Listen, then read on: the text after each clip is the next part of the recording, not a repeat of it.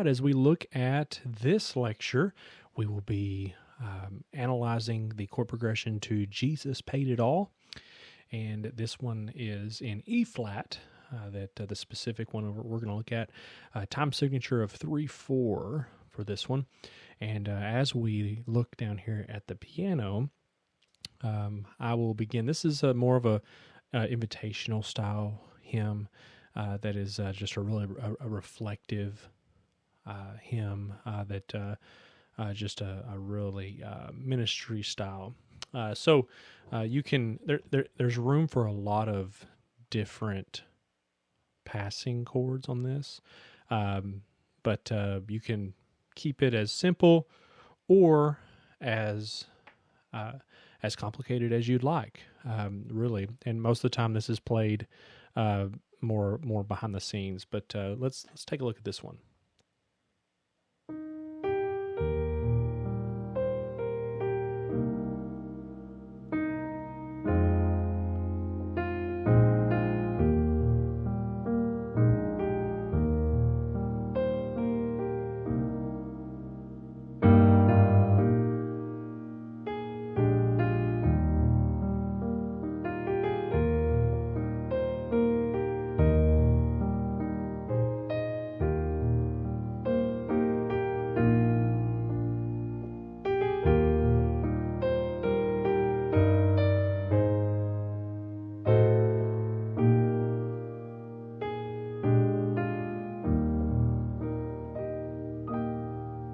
All right.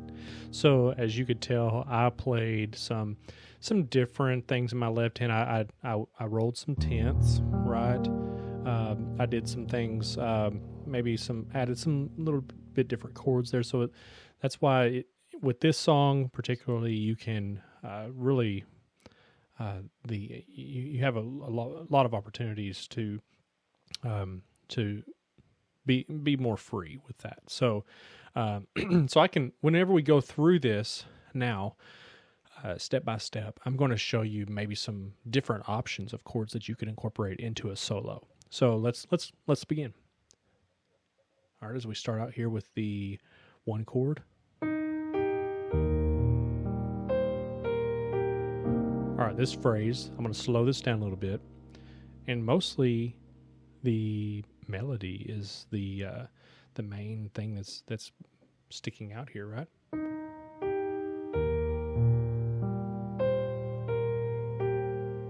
So on my left hand, I'm just doing a tenth, and then down to the C. So what we could do, if you wanted to really change this up a little bit, you could actually play a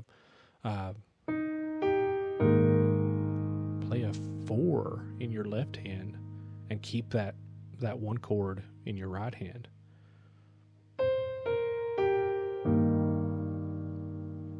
This is for a piano solo, right?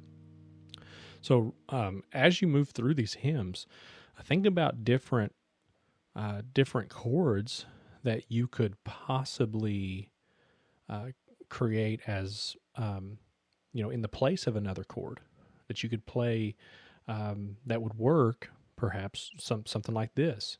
You could maybe do this, you could play the one chord at the first and then go to the 4 chord. And then down, that would be down to the 1/3, right? Something like that. So let's start back at the beginning again.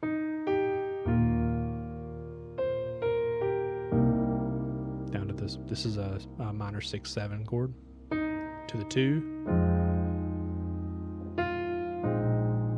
4/5, back to the 1,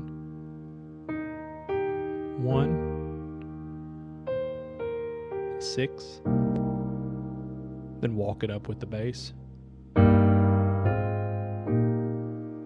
Did you get that? So we're playing a 1 in the right hand with just a 1 note, real simple. In your left hand, the G, walk it up from the G to the B flat.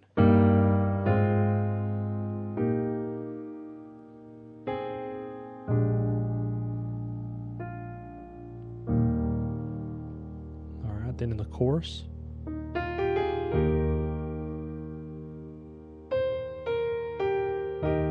And right here's another opportunity to you could actually play like a 4 chord with a 2 slipped in there, like this. Right? And no third. Just like that. You could, let's see.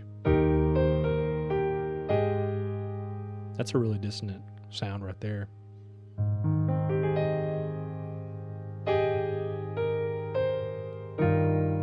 Move down, just jump right down in the left hand to the G. Yeah, and I love playing 2s in my instead of it's just substituting the third here for the 2, playing the 2 that is instead of the 3. It makes for a very I don't know what else to call it, just a really full sound, especially whenever you're playing the third down here, which would be technically a 10th in your left hand, right? Just like that. And you could do like a 2 right here to the 5, right? And then pick it up at the last phrase. Walk it up. No third. Notice I'm substitute. I'm no third in my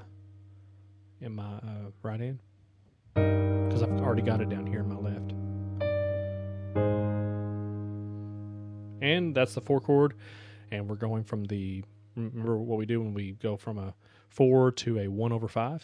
We do that sharp 4, what do we call it? Sharp 4 diminished 7. Just like that right there. To the 1/5. Or this right here with the melody on top. This is a 5 chord, but I'm also playing this chord here with the G on top, and this A flat is acting as the 7, the 5/7. Back to the 1.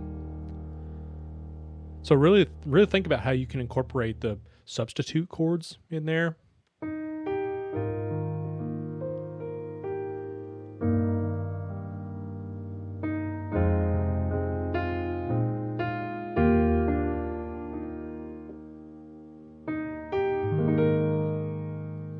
You can add in little rolls like that.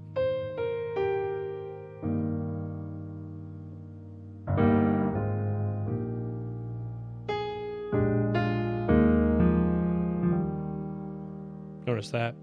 Those are a lot of fun to play for these type songs. The 4/3 suspension, but then you drop down to the 2 and then do a grace note with the 2 to the 3.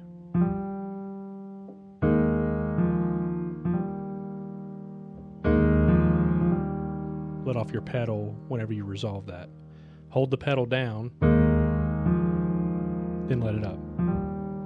But notice you're keeping the notes down that you want to hold through that sustain whenever you lift up your pedal. So the only thing that the pedal is muting are these 2, right? So it's a perfect resolve there.